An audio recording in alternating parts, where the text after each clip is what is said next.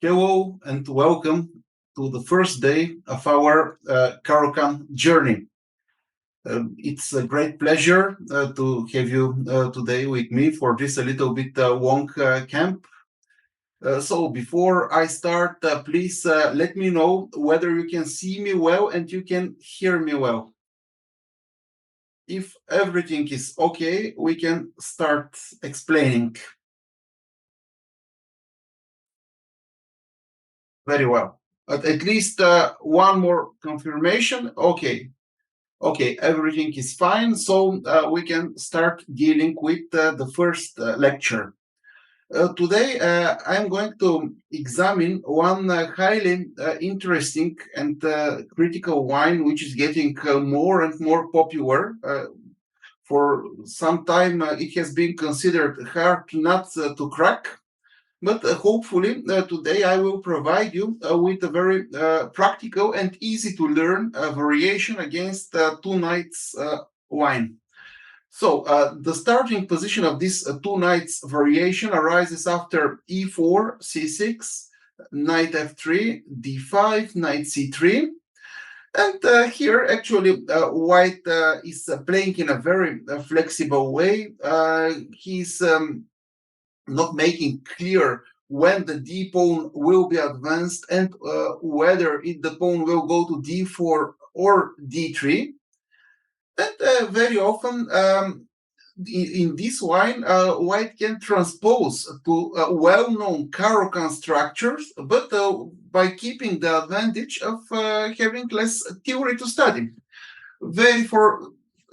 Probably one of the main ones here is bishop g4. I don't like it particularly because I think that in this position, giving the bishop for the knight is not so justified because white's bishop pair has some potential here. Some time ago, the move knight f6 was popular as well, but lately white found very interesting ways to deal with this idea. And I will suggest, in my opinion, the most practical approach, which is d takes e4, knight takes e4, and now knight f6. Actually, this choice of a variation corresponds very well with what I was showing in the first camp, because in the classical variation, we have been examining these structures arising after knight takes f6, e takes f6. Basically, you're very well prepared to play this position, and that's why I will not deal with this position today. This is not the critical variation because, as you know from the previous Caro-Kann camp, the knight on f3 is not well placed when we have pawns on f7 and f6. But of course, you will get some analysis and annotations regarding this position. Another move that we will not cover probably today, or we can briefly show, is knight g3, which is dubious, to put it mildly. Black can just play h5 and white starts fighting for equality. But of course, I will dedicate some time and space to this move in the PGM file. Everything will be covered in the PGM file. What we will mostly consider today is the critical variation with queen e2. So this is why the two knights variation became so popular. Now we should take the knight, otherwise the threat is knight takes f6, and here we cannot go for our favorite structure with e takes f6. So we take, and white is playing queen takes e4. And as you see, white's approach is designed to restrict our white squared bishop. Usually, in all type of Caro-Kann structures, we want to get the bishop out of the pawn chain somewhere here on f5 or g4, and then play e6.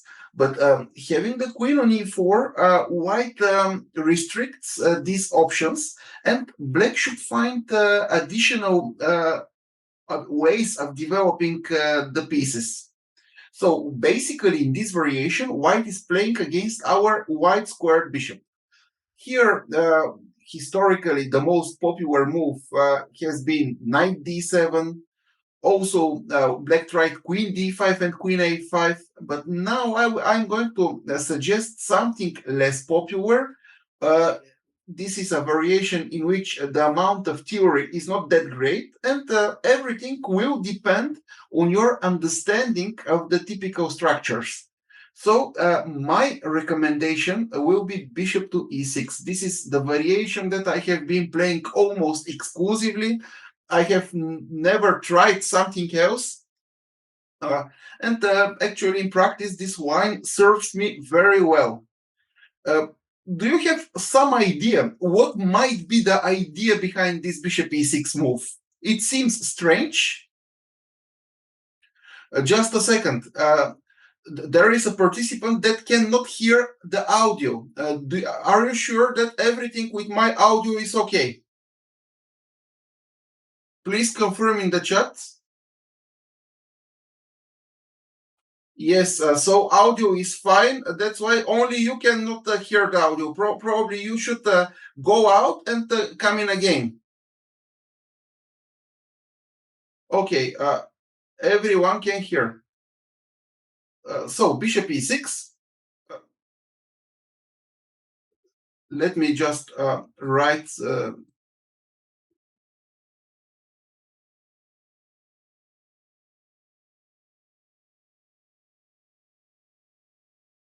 Okay, so bishop e6. Do you know what is the idea behind this option, bishop e6? Why we start with this strange move? What can be the idea? If some of you have seen this move, yeah. First of all, this is some kind of a prophylaxis against d4, and we will see why d4 is so bad idea. After d4, we want to play bishop d5, and regardless of where the queen goes, we take, and you see that due to the fact that the d4 pawn is hanging, white will be forced to spoil the pawn structure. So this is one of the ideas. But obviously, our bishop will not remain on e6. This is just a temporary square. Later on, 100%, we're going to follow with the moves knight d7 and knight f6. And then, depending on where the white queen will go, the bishop will occupy either f5 or g4 square. But sometimes the bishop will be forced to stay on e6 a little bit longer. For instance, some wines, white tries to prevent us from playing bishop f5 or bishop g4 on the early stage. We have additional option of development in this wine. If it is not possible to play bishop f5 or bishop g4 and then play e6, after putting your knight on f6, you always have the option of playing g6 followed by bishop g7. Sometimes you have choice. You can play either g6 and bishop g7 or bishop f5 or bishop g4. I will explain how to decide depending on the circumstances. But as you will see, in this variation, there is no theory at all. You are not forced to remember anything. Very well. Of course, after we move the bishop and play e6, most likely we will get a structure that is typical for Caro-Kann defense and Scandinavian defense, one of the most classical structures in chess. And that's why before we continue, I want to discuss a little bit this structure. This is structure number 1, I call it here. White's pawn can be on c3 or c2, doesn't matter. The ideas are more or less the same.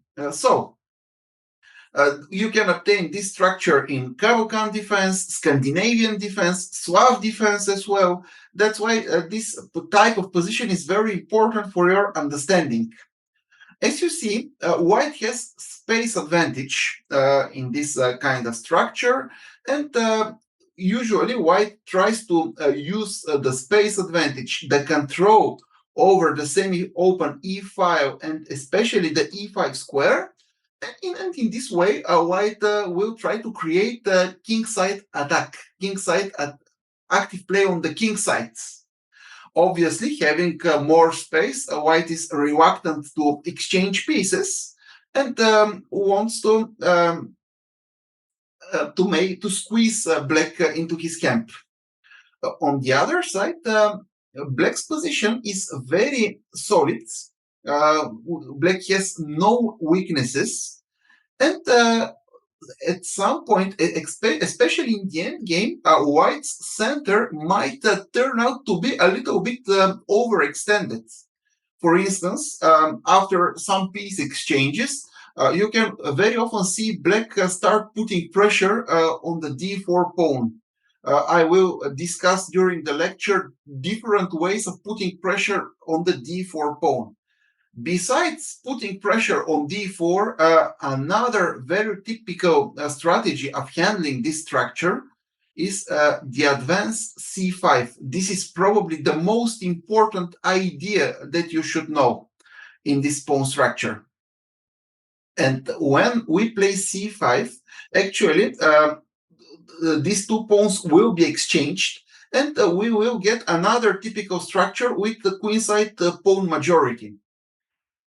Usually, of course, the structure with the queenside pawn majority is neither bad or good for us. Everything depends on the placement of the pieces, of the piece activity, but there are two important factors that one needs to consider in this structure. Let me just remove these two pawns on c6 and d4 and discuss a little bit this structure. Okay, now everything in this structure depends on the activity of the pieces, but there are also some other positional elements that you need to consider. First of all, this is the control of the D file. Usually, the site which controls the D file in a firm way has the advantage. Another very important factor to consider here is the presence of the queen on the board. If the queens are on the board in this structure, black, this will be favorable for black because with the queens on the board, the advance of our central majority will eventually lead to vulnerability of this king. And with queens on the board, black might use the vulnerability of the white king. Of course, without queens on the board, white has some chances to get an advantage in the end game due to the possibility of creating distant passed pawn. So this is one of the structural transformations that you can expect here. Another structural transformation, let me arrange it like this, is in this structure when black puts a knight on d5, and this knight is often exchanged, or there is some exchange on d5, not necessarily the knights. And then we play c takes d5, and we get to this Carlsbad structure with colors reversed. Usually, out of our variation, we will get only favorable versions of this Carlsbad structure, and in all these positions, our minority attack will be quite effective. So these are some interesting structures to remember. Now something else. This structure I have explained, and sometimes when we have played g6 and bishop g7, we will get this Scandinavian / Caro-Kann type of structure, but with bishop on g7. Usually, the presence of the bishop on g7 is favorable for us if we have managed to get rid of our white squared bishop beforehand. For instance, we have played bishop g4 and exchanged the bishop for one of the knights, or we have put the bishop on some other active square. Sometimes the bishop goes to c8, we play b6, bishop b7. When we have solved the problem with our white squared bishop, then this structure is acceptable and our g7 bishop is very strong. Not only this bishop is putting pressure on the center, but also this bishop makes it impossible for white to attack on the king sides. Of course, in this kind of position, our main idea will be to deliver the advance c5.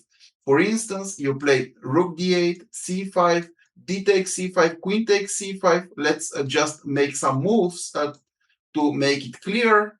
Okay, let's remove the queen from the position. And you see that black is already doing fine. This bishop is strong. By means of the advance c5, we deflected the d4 pawn and therefore erased the outpost of the knight on e5. And now we can organize, for instance, our minority attack with b5, b4. This is one of the ideas to handle this position. Another classical idea is, of course, to make use of the king side majority by advancing the central pawns. With queens on the board, this strategy is highly effective because eventually the white king will be quite vulnerable. So I hope that everything regarding the basic structures is clear. Do you have any questions until now? Or we can start with the model games. I want everything to be clear. That's why feel free to ask some questions if you have. I see that everything is clear so far, and we can proceed to the model games. Yeah, it also resembles Rubinstein French. Correct. Now let's start discussing one of the systems that is mostly played, and we will start with one game by Pavel Elianov. So e4, c6. By the way, Pavel Elianov likes this variation very much. You will find many games of him in the database. Okay, in his series about Caro-Kann, he suggested another variation, knight d7, but actually he also plays bishop e6 very often.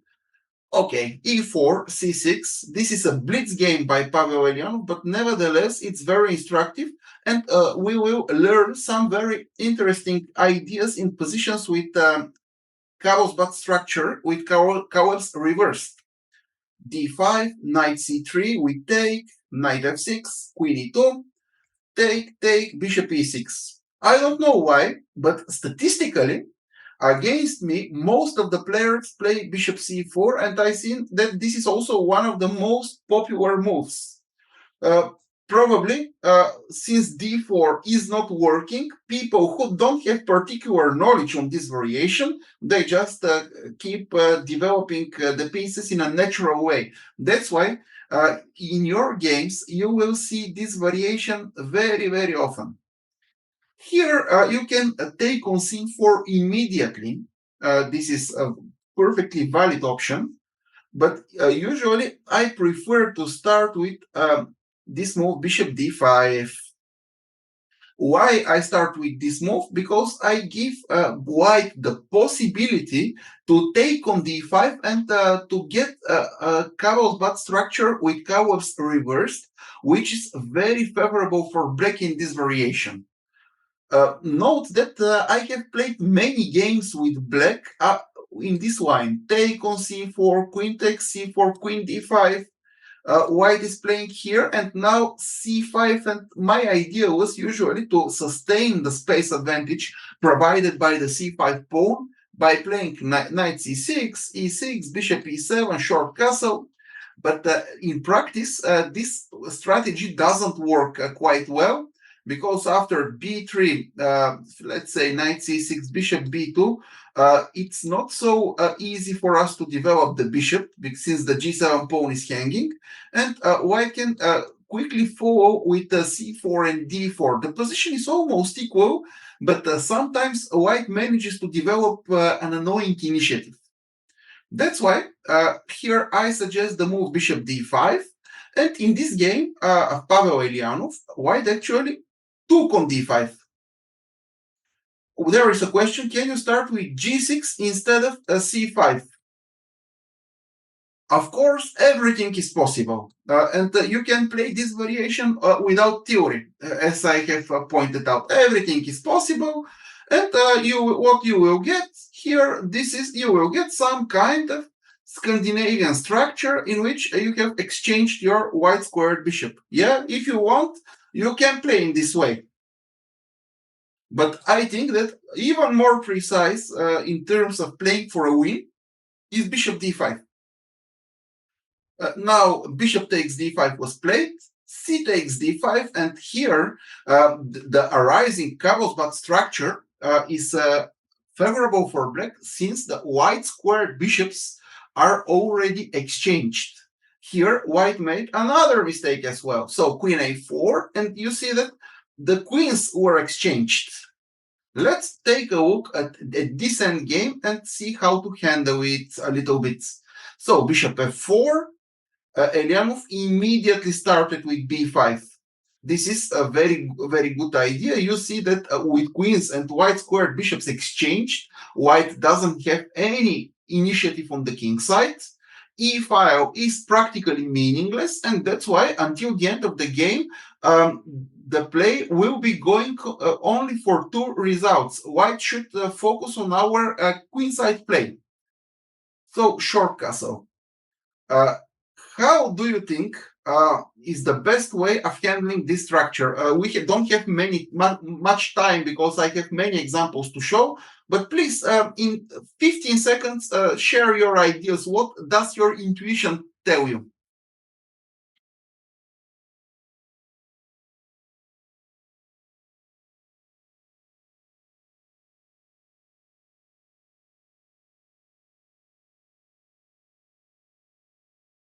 Yeah, b4 is an interesting idea to fix the c2 pawn. Also, this idea, rook c8, f6, king f7, g5, another good idea. Rook to open file.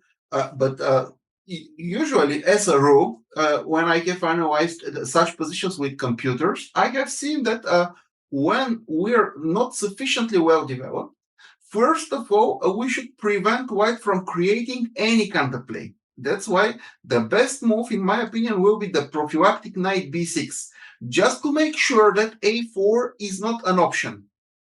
And then, okay, then you can continue with bishop e7, rook c8, b4, and you keep playing on the queen side. This is true.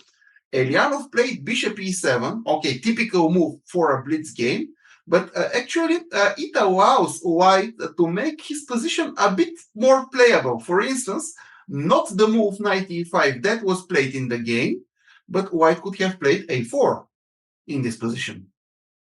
You see now b4, c3. Now white accepts this weakness on c3, but since we're a little bit behind in the development, we should recon with ideas such as rook b1, rook b7.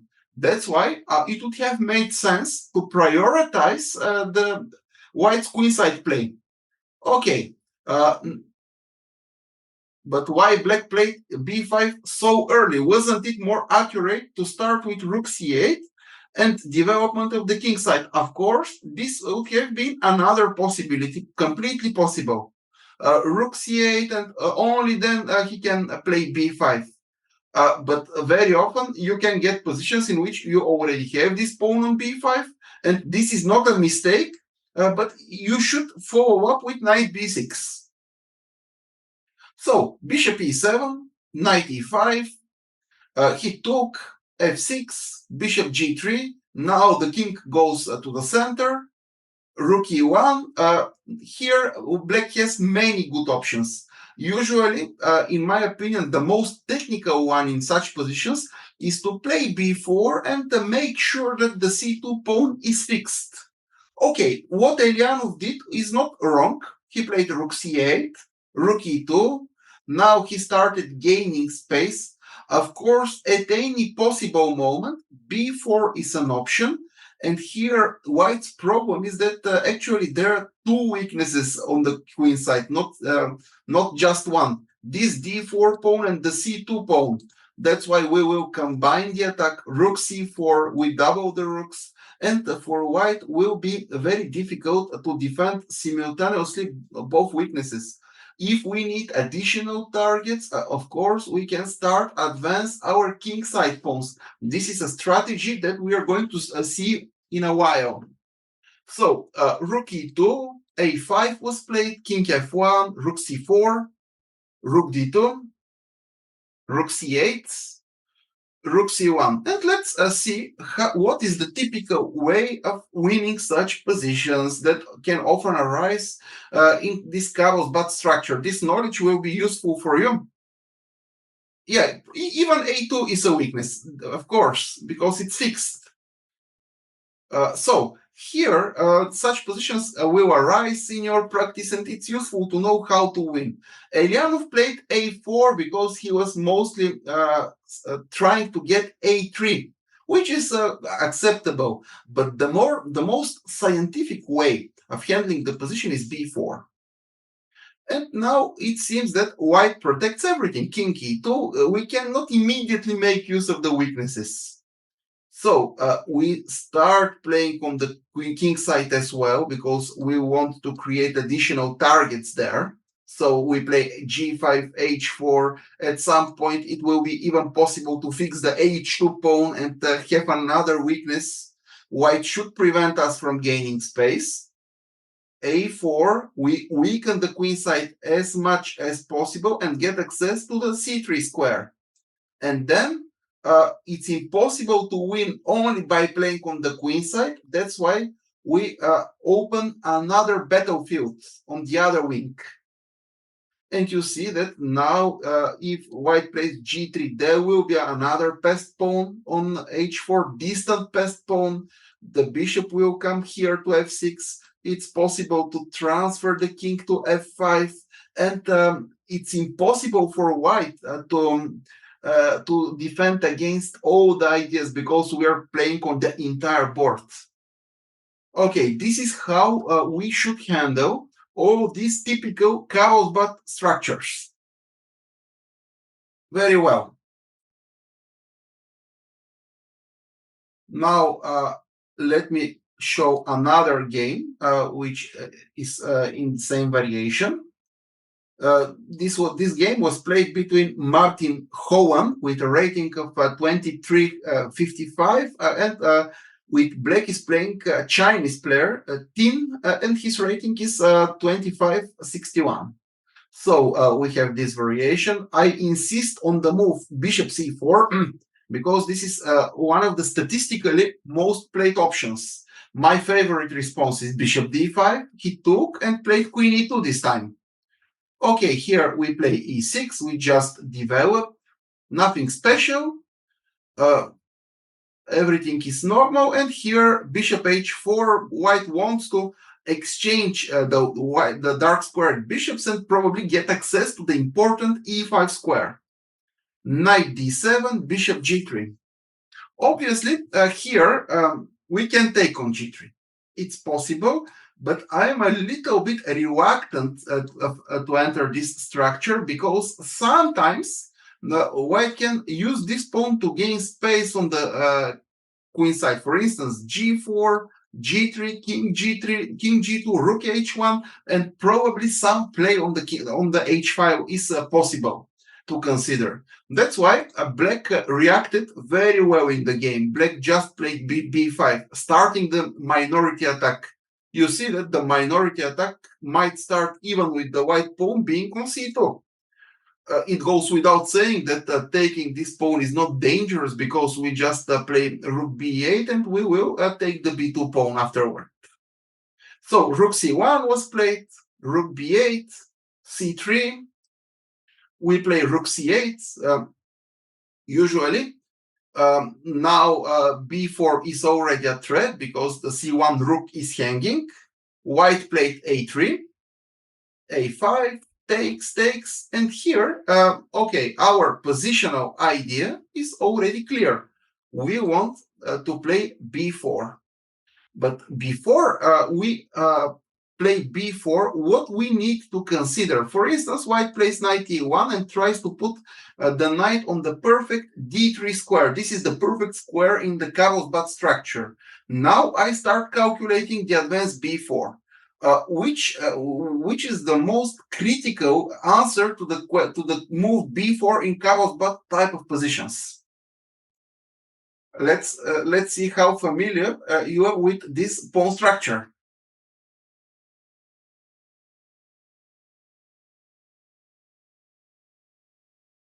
C5, C4, you mean? I see. Yeah, so C4, but here C4 will lead to an isolated pawn on D4. Yeah, this is more or less what happened in the game. A takes B4, A takes B4, C4.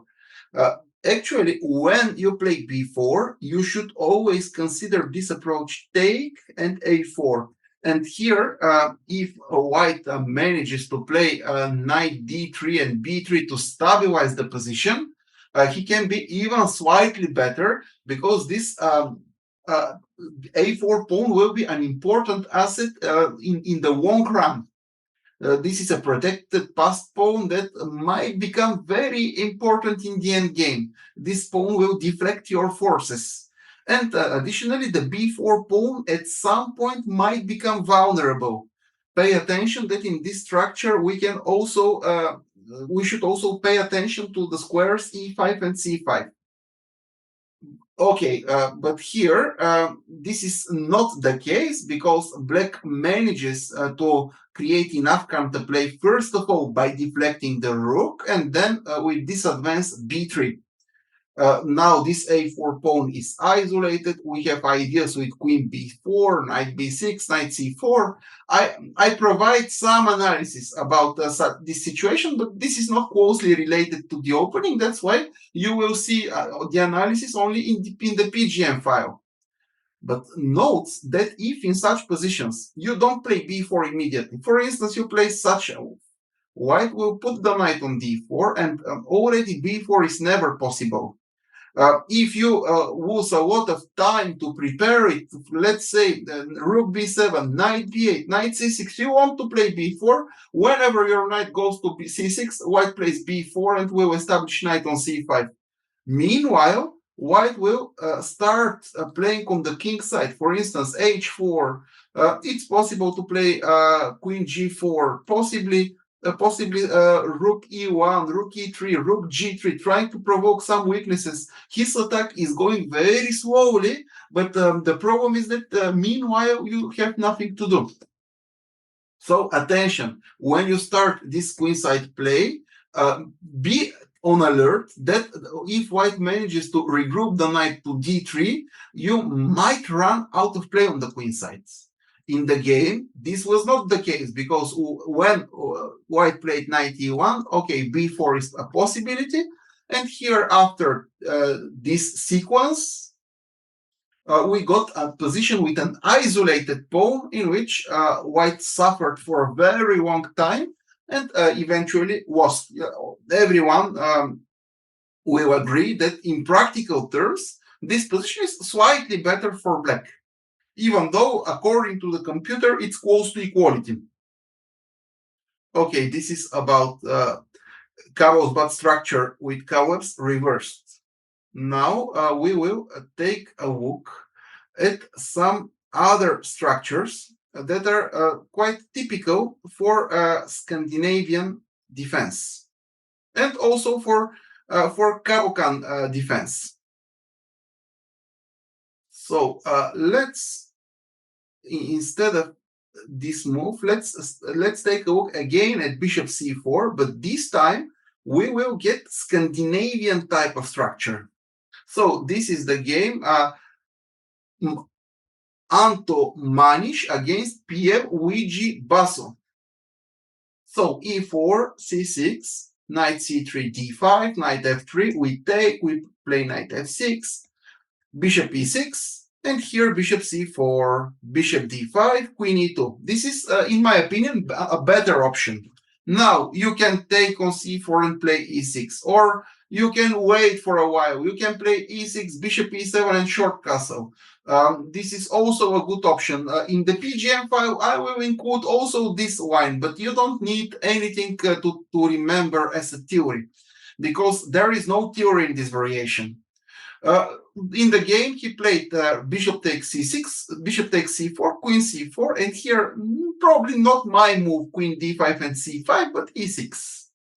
Very basic development. So b3, bishop e7, bishop b2 was played in this game.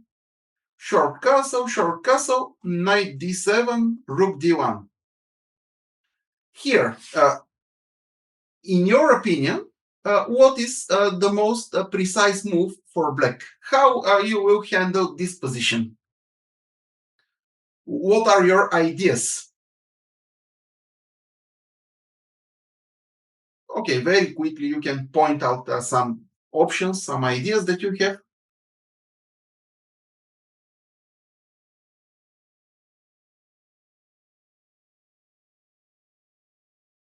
C5 is a possibility, but we should reckon with some d4 ideas, while we'll try to open the position up and try to make use of the slightly more active pieces.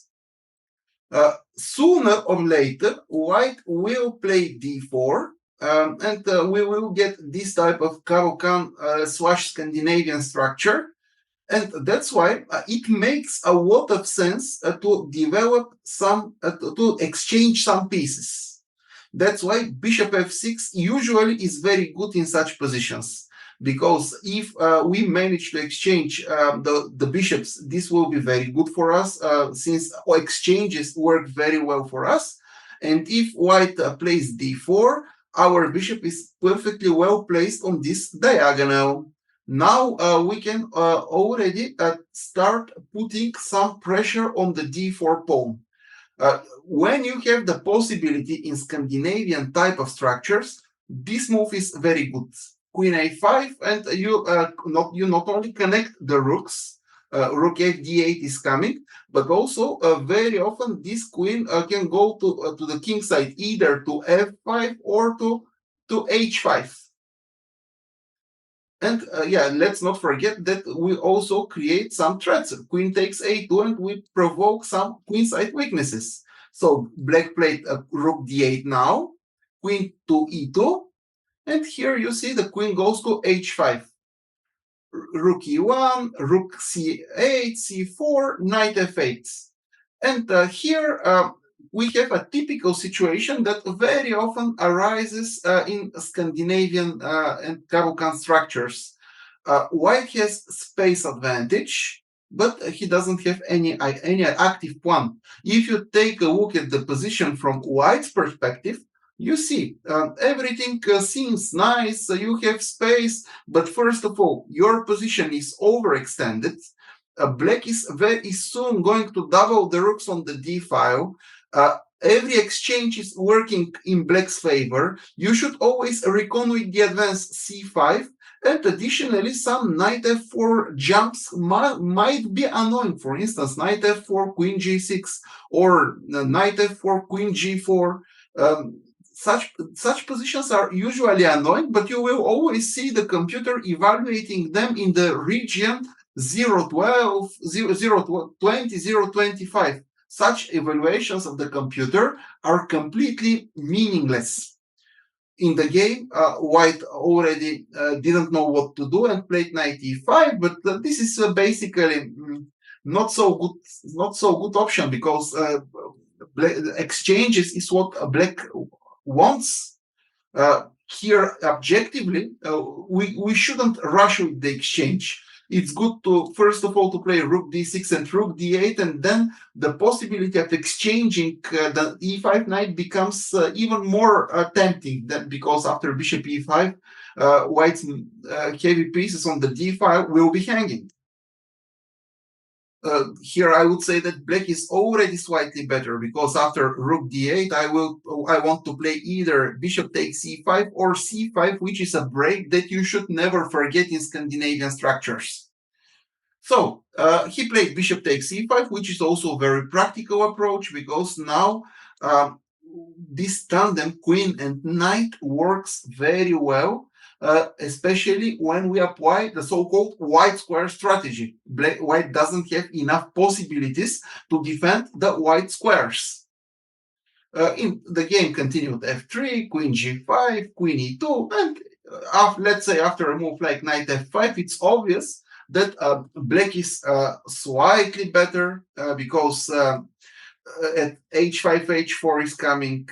At some point, knight e3 might become quite annoying. Even if we exchange all the rooks on the d file, queen and knight will dominate the position. Eventually, black managed to win this game. Okay, let's take a look at some different types of Scandinavian structures, and actually this will be one game of mine in this variation. And of course, now we will see another continuation that white might try. e4, c6, knight c3, d5, knight f3, take, knight f6, queen e2, we take and play bishop e6. Here, c4 is another move that you will see very, very often. Why your opponents will often want to play c4, white keeps playing against the white squared bishop, and also restricts the possibility of bishop d5. White is saying that, okay, only later I will play d4. But first of all, I try to isolate the bishop. Okay, our play is always the same. You always play knight d7, and then you want to put the knight on f6. Here, most often, your opponent will play d4, but of course, in order to be able to play such a move like knight d7, you should know this move, knight g5. I will include model games about this continuation, but let me briefly show you how to proceed. Okay, knight f6, as always. If the queen goes somewhere around here, or I don't know where, of course, bishop f5, e6, and it's not clear why white played knight g5, why white created weaknesses with the advanced c4. That's why the principled way is to take. We take the queen. This is forced. And now, usually in this variation, white has problems with the backward pawn on d2. d3, knight c5, and here, usually after bishop e3, we play e5, knight e6, then we try to exchange the dark squared bishops via the c5 square, and black is playing for domination on the dark squares. Our perfect scenario is to get a position with a strong knight versus bad bishop. You will see some model games on this topic, but this is not a challenging option. So d4, knight f6, queen h4. And now I'm trying to decide how to develop the pieces. So what do you think? What does your intuition tell you? What is the best move for black? You will very often come across such positions in this variation. How should I complete the development? The queen could go to c2 or e3. Your opponents will try different options, but usually the way of thinking remains the same. Do you have some ideas?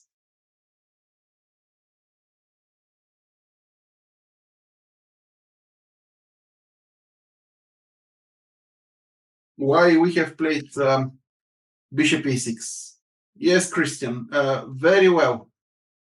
Let me wait for 30 more seconds to see one or two more correct answers, just to be sure that everyone is getting the point.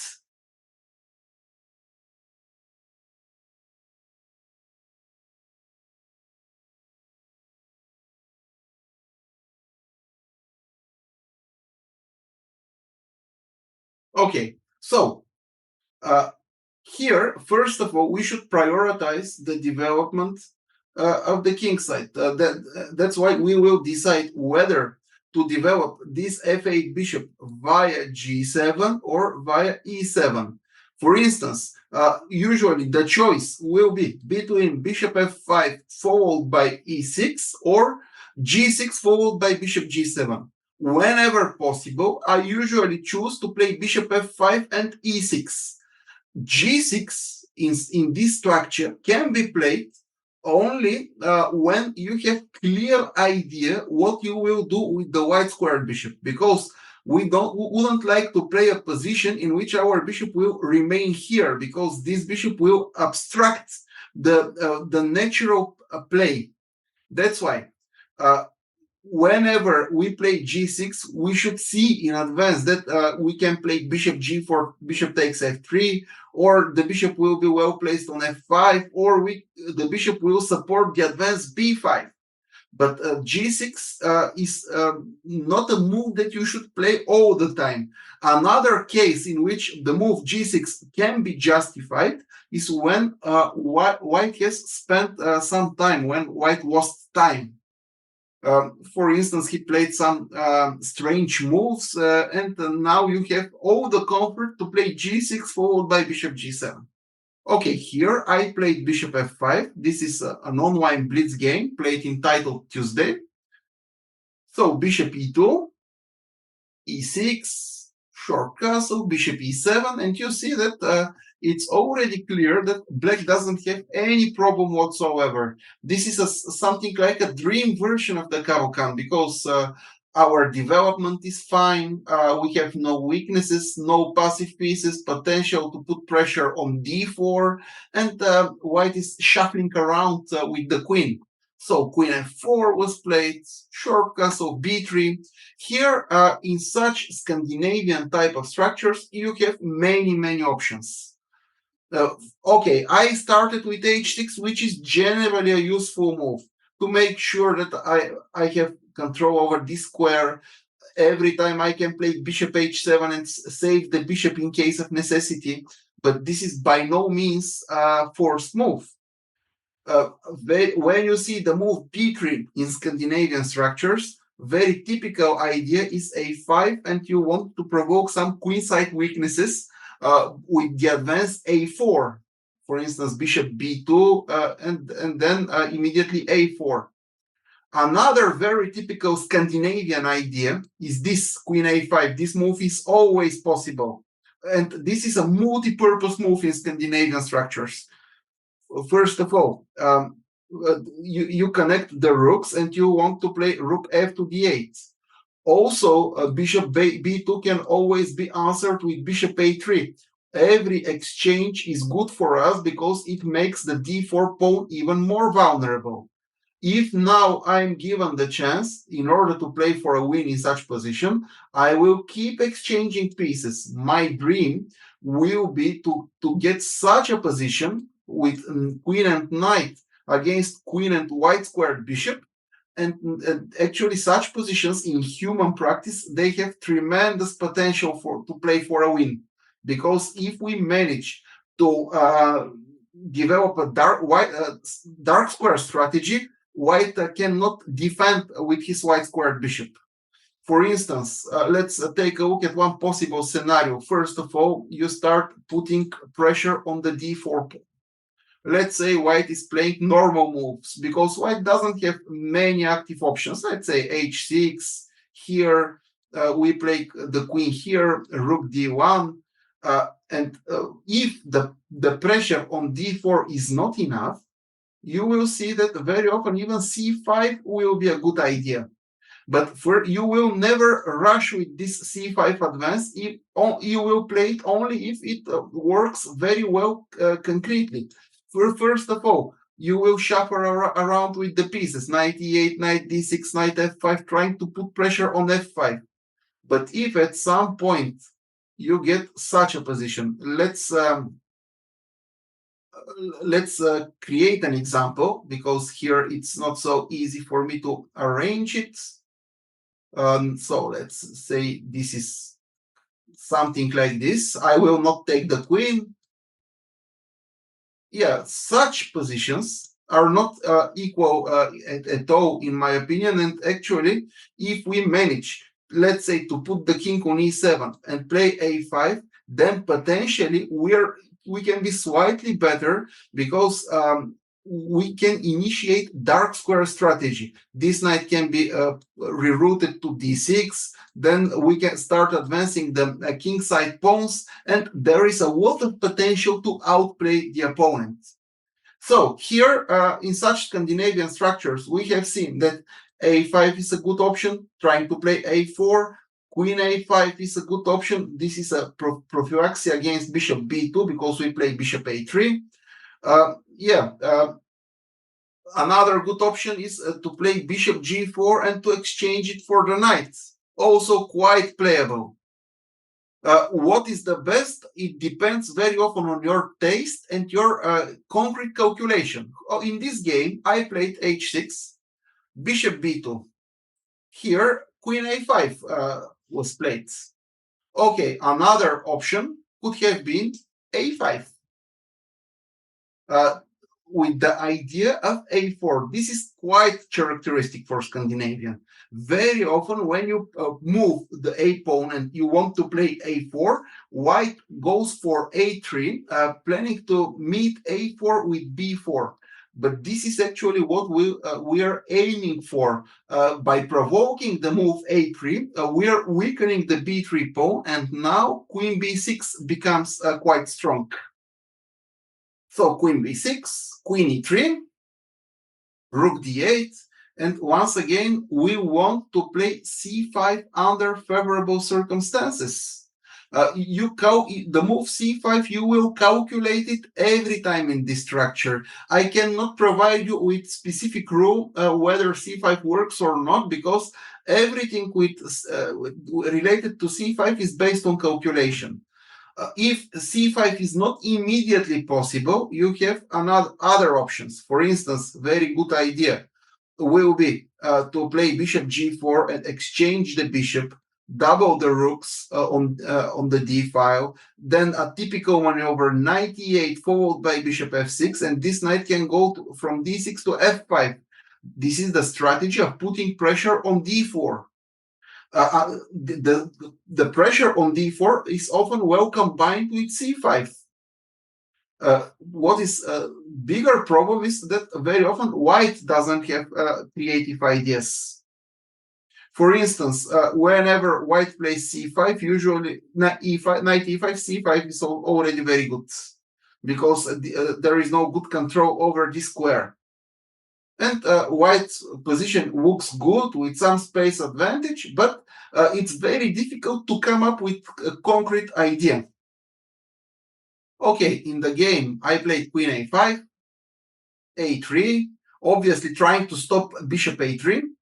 Now, who will tell me two good moves for black? Very quickly, just to be sure that you get idea about the position. Okay, rook f to d8, another good move that we can consider. That is almost always possible. Of course, James, bishop g4, rook f d8 or bishop g4 is good. I played bishop g4, rook d1. Here, what I could play? I can play rook d8. I can play everything. Bishop takes f3 is possible. I played queen f5 because I want the queen to be on the king side and also to try to exchange the queens. Okay, he played queen e3, rook d8, h3. This is the kind of position that you will get all the time in this variation. That's why you don't need to study theory. You need to know how to think in this kind of positions. Usually, when there is such a position, first of all, before thinking of c5, before thinking of anything else, I want to maximize the pressure on d4. So rook d7, rook d8.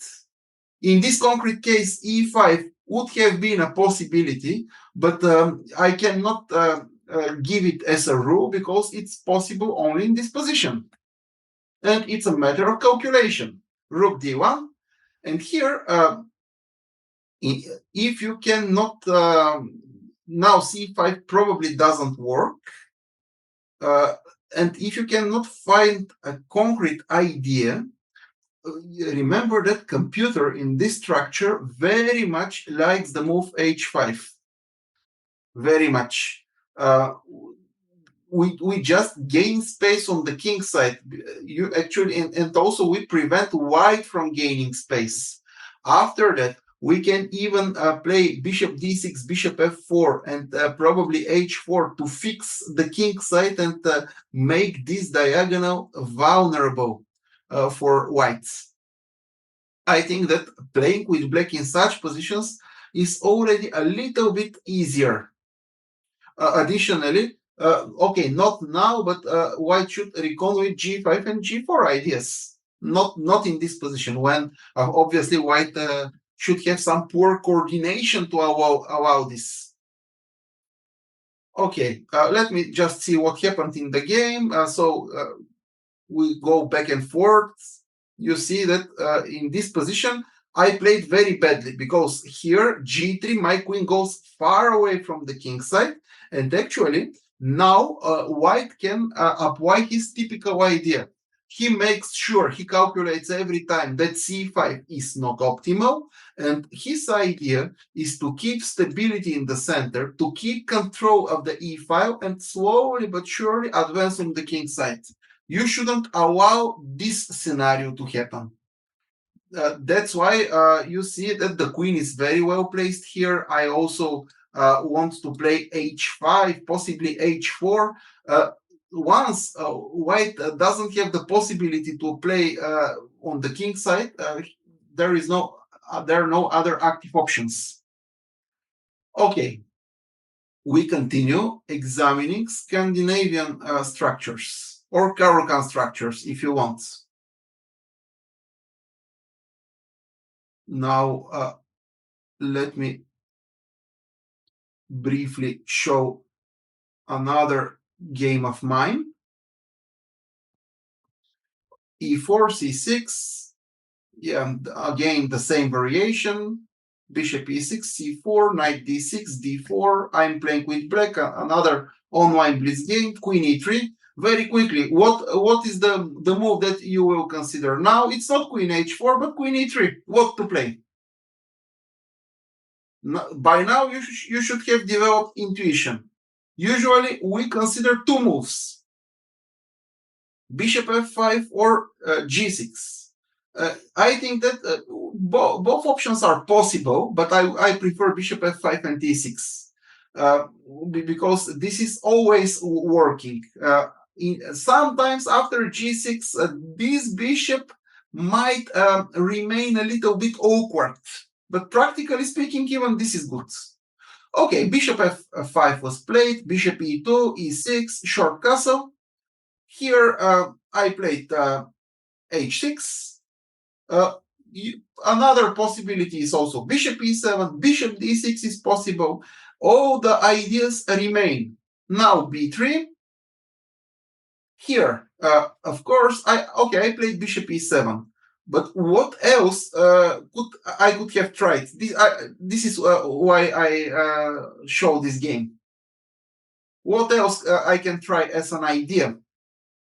Yeah, now d5 doesn't work. I can try a5, of course. But usually, if I want to play a5, it's better to start with bishop e7 and castle and then a5. But if I want to not to clarify the position of the bishop, it makes sense to start with this move, trying to answer bishop b2 with bishop a3. Yeah, after bishop e7, bishop b2, short castle, rook d1, I played queen a5. Another option would have been a5. Okay, here I played rook to d8, queen c1, rook e8, b4, queen c7, and you see that very soon already black is slightly better because I want to increase the pressure on the center by means of bishop f6. And I showed this game because you see that very easily the position can go wrong for whites. White has a lot of space, but also his position is overextended. And things can very easily go wrong in all these positions. For instance, here my opponent played bishop d3 and allowed such an exchange operation. And after here, his king was vulnerable until the end of the game, and eventually I managed to win. Okay, this was just a very brief example, and now I want to examine some Scandinavian structures, but with the bishop on g7. Let's see how to handle such Scandinavian structures with the bishop on g7.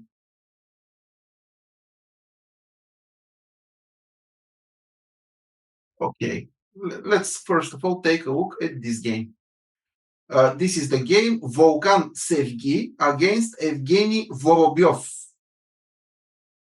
It was played in just a second. Let me see if there is something else that I wanted to show. Okay, this is the game e4, c6, knight c3, d5. Everything is well known for us. Bishop e6, c4, knight d7, and all of a sudden your opponent plays move like b3 and he wants bishop b2. Does this move get you out of book? No, because theory doesn't exist in this variation. This variation is very much based on ideas. You will play knight f6, queen e3. After bishop e6, you always play knight d7, knight f6. And here, you decide. Bishop f5 and e6 is perfectly playable and safe option. If the queen is on e2, I will take a look at bishop g4 as well to exchange the knight, which is always good. But now I see that white lost a lot of time. The queen is a bit vulnerable on e3. Also, b3 was played, another not so useful move. And here g6 would make a sense because, first of all, white lost time. We are not behind in development, and our bishop will be opposed to white's dark squared bishop. So bishop b2, bishop g7, d4, short castle. Here, let me see what we will play after a move like bishop e2. What will be our first priority in this Scandinavian structure? Those of you who have carefully followed the lecture so far will immediately point out the move.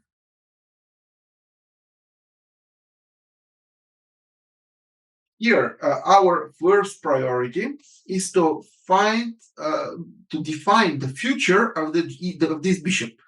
That's why the best move, in my opinion, is bishop g4. After queen a5, he will play bishop c3. But after bishop g4, we get rid of the bishop, and then we will have this typical Scandinavian structure with a bishop on g7. And I think that this, if you manage to achieve this structure when your white squared bishop is not on the board, this is very, very advantageous for you. Because now you just start putting pressure on the d4 pawn. For instance, you can play rook d7, rook d8, always knight e8, knight d6, knight f5. Very often in these positions, computer likes this move h5 as well, which actually turns out to be a very interesting prophylaxis, because if white doubles the rooks trying to protect the pawn, obviously you have always this idea with king h7 and bishop h6. It goes without saying that the h5 pawn also provides space. And very often, when this queen is not controlling the g5 square, we have this idea, knight h7, knight g5. That's why keep in mind that the move h5 is also quite playable in this kind of structure. In the game, white played h3, but you see, too many lost tempis. He played b3, bishop b2. He spent time moving the queen. Now he played h3. Okay, now I will try to make use of this bishop in another way that is very typical for Scandinavian, but this was not mentioned so far. Okay, now comes the advanced b5. Very often in Scandinavian / Caro-Kann structures, this b5 advance is designed to provoke c5 and weaken the d5 square. But here, our idea is just to open the position up. And another rule of thumb, when, for instance, we get this pawn structure, once we have exchanged on c4, preparing c5 becomes even more tempting, because as a result, this pawn will be very weak. So he played knight e8, typical idea when the bishop is on g7. Knight d6 will come, then this knight can go to f5. We have already seen this maneuver. So knight e5, queen c7, human move. Computer insists that queen c8 is a bit better, because also queen a6, queen a3 ideas are on the air. Okay, but we are humans. Bishop d3, knight d6. Okay, so far white played normal moves, and it seems that he is doing fine, but already it's not so easy to decide how to play. Black wants to play bishop f5 to get rid of the bishop. Also, another idea is to prepare c5, the c5 advance. Always in this Scandinavian type of positions, white's center is overextended and might become vulnerable. For instance, in the game, white just wanted to prevent bishop f5 with g4, but this is a weakening move, and now there is no safe shelter for a white king. We just played rook c8, queen e2 was played, and here black calculated good tactical idea, c5, and the point is that d5 will be met with bishop takes d5, c takes d5, c4, and when the bishop goes somewhere, knight b5 is basically winning. This game illustrates that very quickly things can go wrong for our opponent. Even though positions are objectively balanced, very often computer gives slight preference to white's structure because of the space advantage, but things can easily go wrong. Okay. Now, let me show another game with another structure with bishop g7, Scandinavian with bishop g7. Caro-Kann Scandinavian structure with the bishop on g7. This is another game of mine.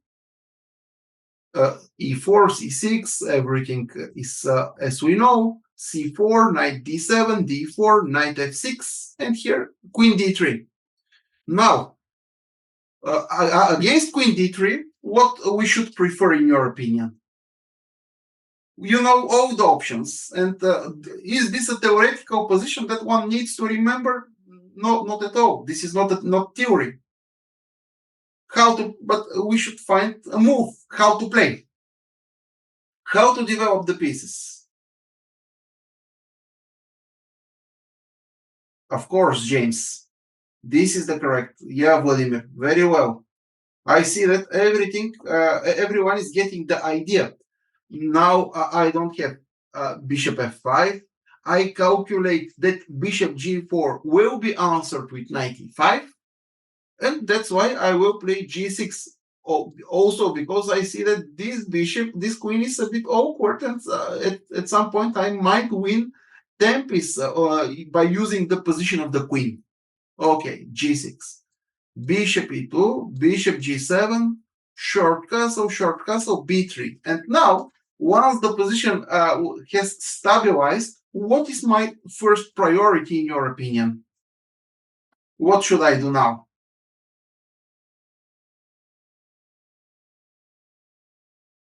Sort out the e6 bishop. That's why here, what is the most precise move?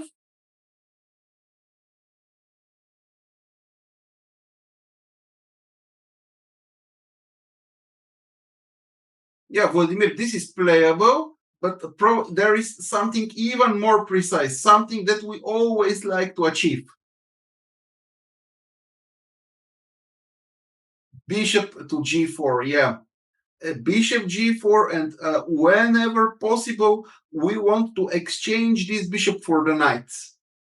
So bishop b2 was played, e6, h3, bishop takes f3, bishop takes f3, and you see we have exactly the same structure. Move orders can be different, but we usually get what we want to achieve.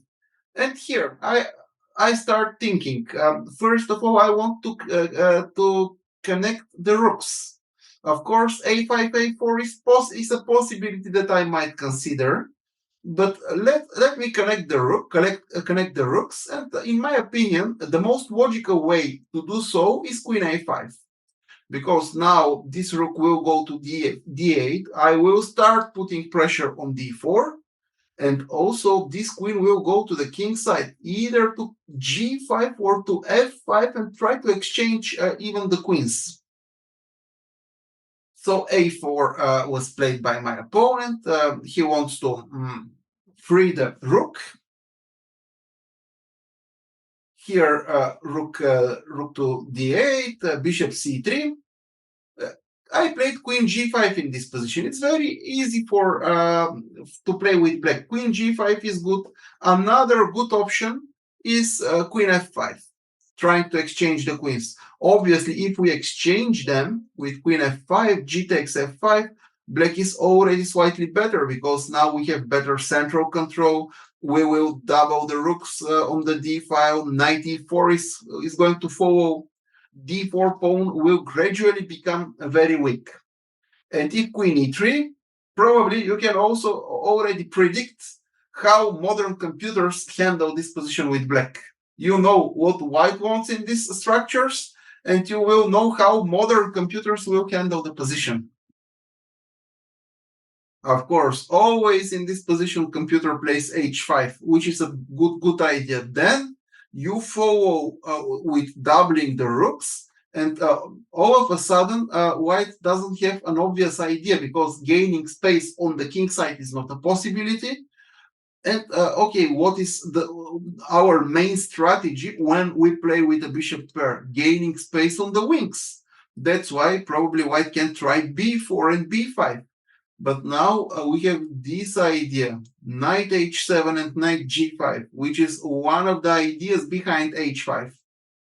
So a5, knight g5, bishop e2. And here, for instance, queen e4 is possible to exchange the queens, and you can already feel how dangerous is the pressure on d4. And at the same time, white's queenside play is going nowhere. In the game, I was not so precise like a computer. I played queen g5 because I wanted to put the queen here to double the rooks, possibly maneuver the knight in this typical way, and put pressure on d4. He played b4, queen h5, queen h4. You see all the time, black has a lot of moves that can be played, and white should be thinking all the time. By the way, that's why this system is also very good for rapid time controls and blitz, of course. But not only for this, very strong players play it also in classical chess.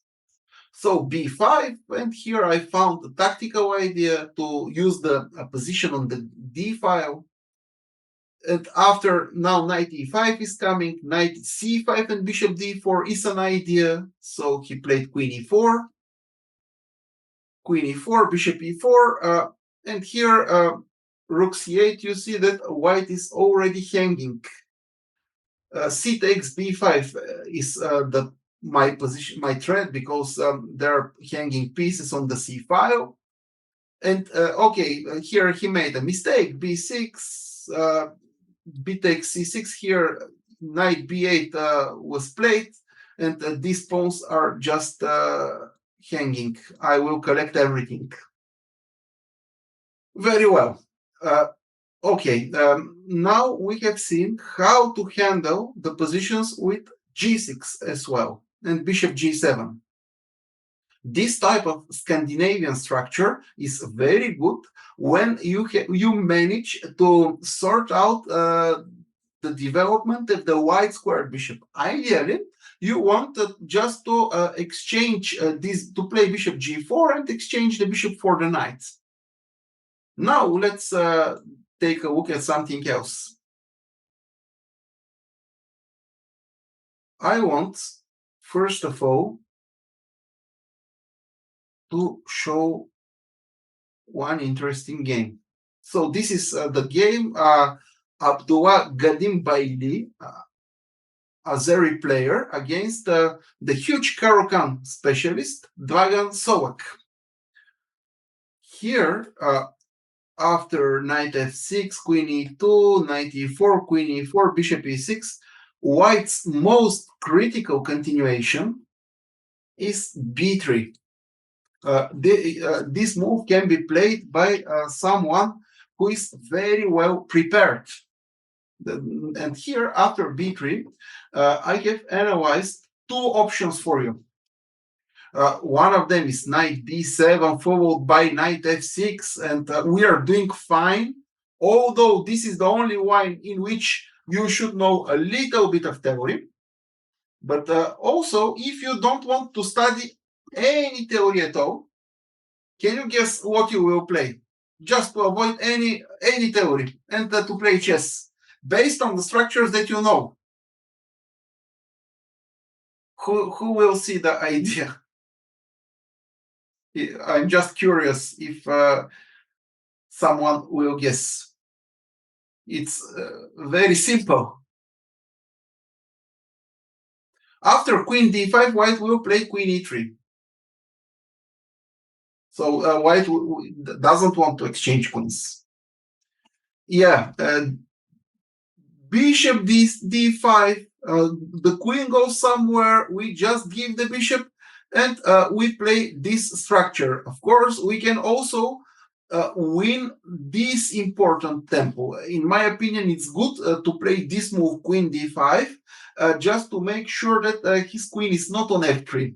Because if I play, let's say, knight d7, bishop b2, knight f6, short castle, e6, at some point, this queen will become quite an annoying because it supports the advance g4, not immediately because we have queen d5, but once queen d5 is no longer so good option, we should recon with the advance g4, h4, g5. This will be white's main strategy. That's why starting with this queen d5 move early on is a good idea. You just kick the queen back. This queen now should leave the f3 square. And what you do, you just develop your pieces in a very typical Scandinavian way. e6, one castle, knight f6. And actually, when I analyzed this position with computer, it turns out that white has nothing special to do. But the only thing that you should remember in this position is that you need to go for one castle. Going for a short castle here, for instance, after bishop c4, queen a5, king b1, going for short castle is dangerous because the white king is very well protected, and you should recon always with these kingside pawn advances, especially in the variation with b3. So the only difference is that you will play one castle, and here all the other ideas remain exactly the same as in all other Scandinavian structures. What we want to do at first place is to exchange, for instance, the dark squared bishops, if possible. For instance, if white plays g4 now, trying to create some activity, then bishop a3 is my move. Bishop c3, bishop b4. This bishop cannot leave the c3 square because d2 pawn will be hanging.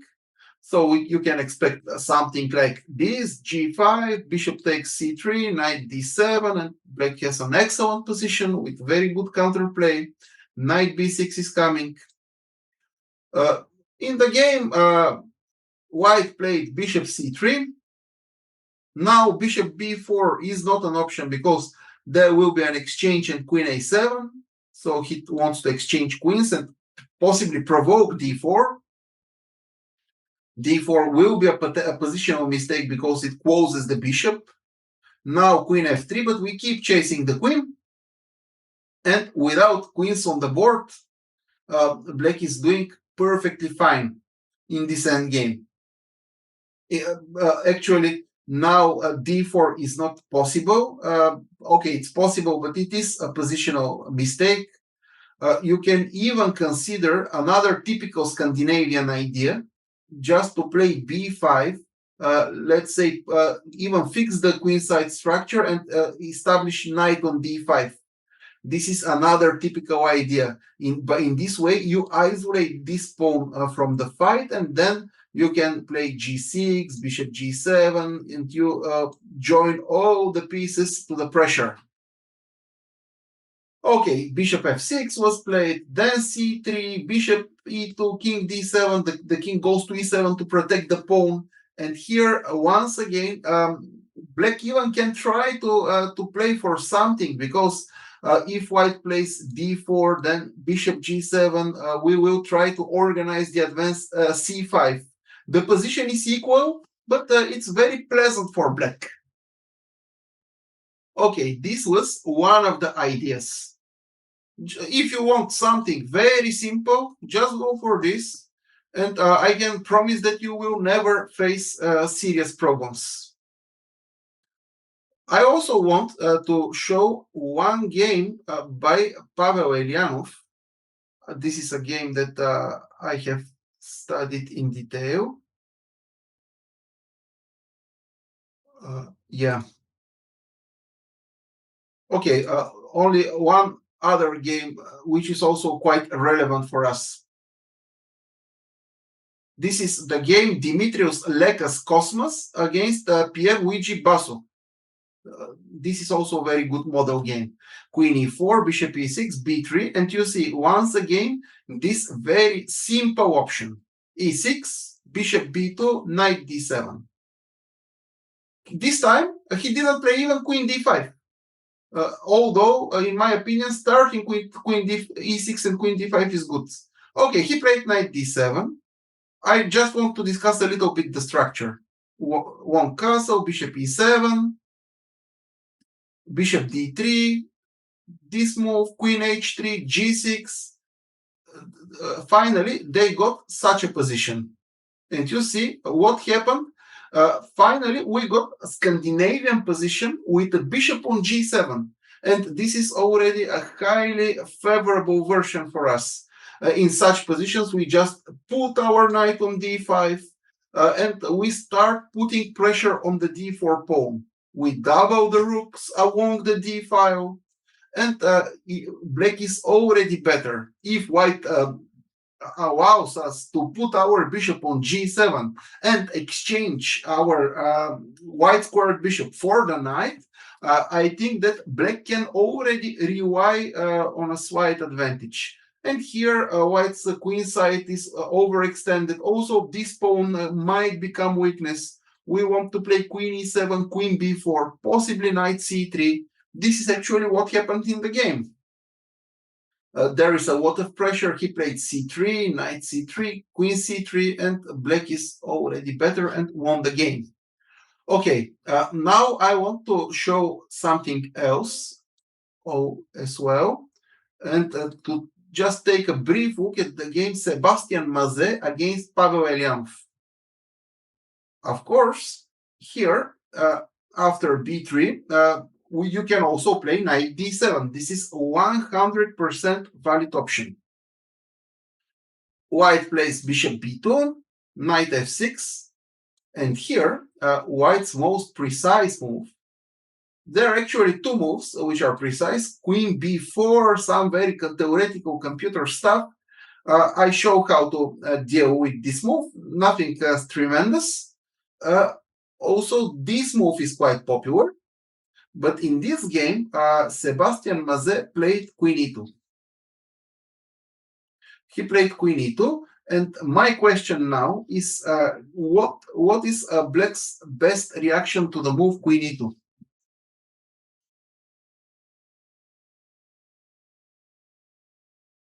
Who will tell me? Yeah, exactly because of this move that you all mentioned now, queen e2 is inaccurate. Bishop g4, h3, bishop takes f3, queen takes f3.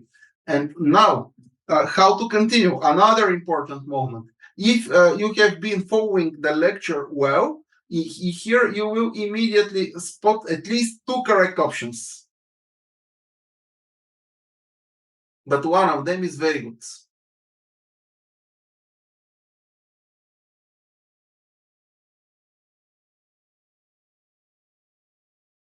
Okay, queen d5 is possible. And can you provide also some alternative to queen d5, which is also very interesting? Yeah, actually, Christian is right. We can also play g6. What is the risk when you play e6 in such positions? White will play one castle, bishop e7, and at some point, let's say bishop c4, short castle. This can be very annoying. This is the only problem. But now we will play g6, d4, bishop g7, and what we get exactly this type of Caro-Kann Scandinavian structure that we like. By the way, if I remember correctly, before playing g6, Elianov calculated this move. Lately, one opponent played this against me in internet, and what he calculated, queen c7 was the move, bishop takes f6. Now we have this double threats, bishop g7 or b takes a6. Yeah, and here white plays castle, bishop, b takes a6, something like this. Yeah, so sorry. Yeah, I should use the computer to see the line that is suggested. Okay, okay, king f1. This is what Elianov calculated. Bishop e7, rook e1, king f8, and he calculated everything until here and correctly evaluated this endgame as objectively equal without any problems for black. Okay, so d4, bishop g7, and already, in my opinion, black can fight for an advantage. And one last question about this game. What is black's positional idea now? If black is able to play a game, what is the thematic idea that we should know? And which is very characteristic for this kind of structure.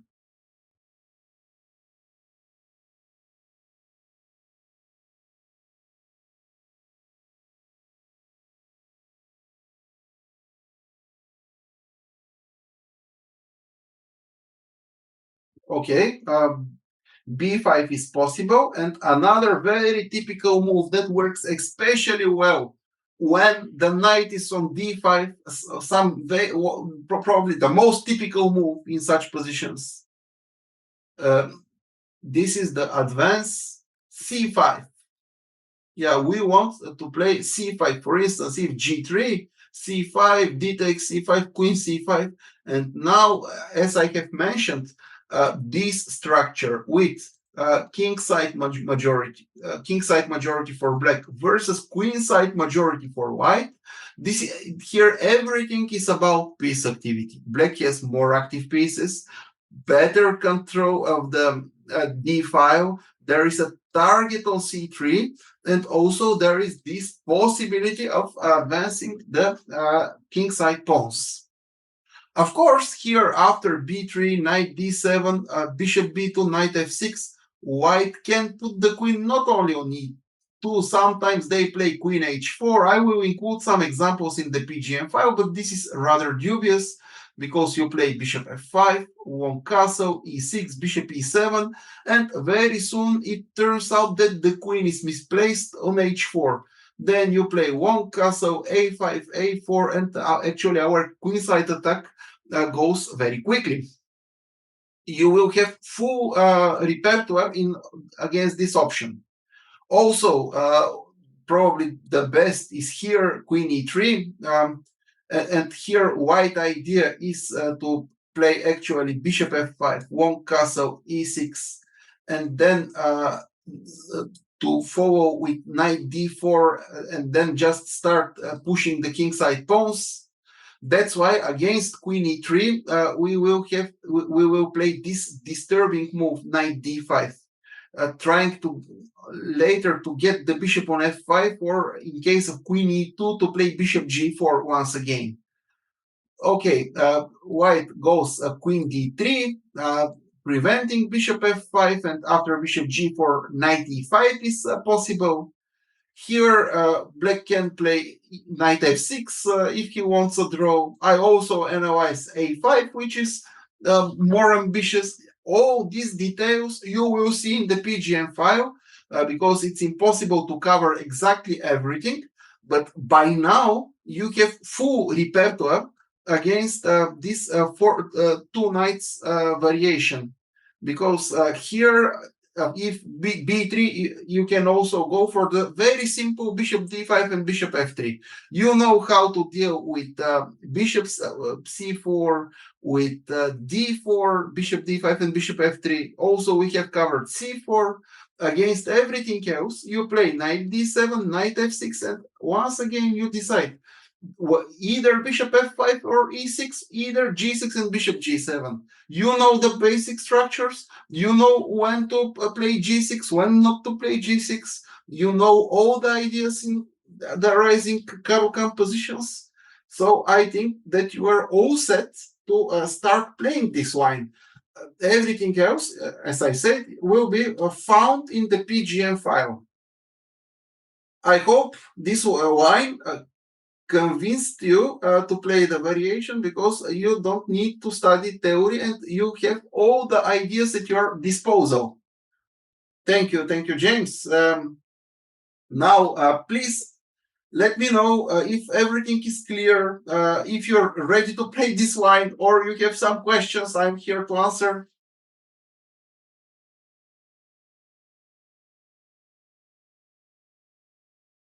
Thank you, guys.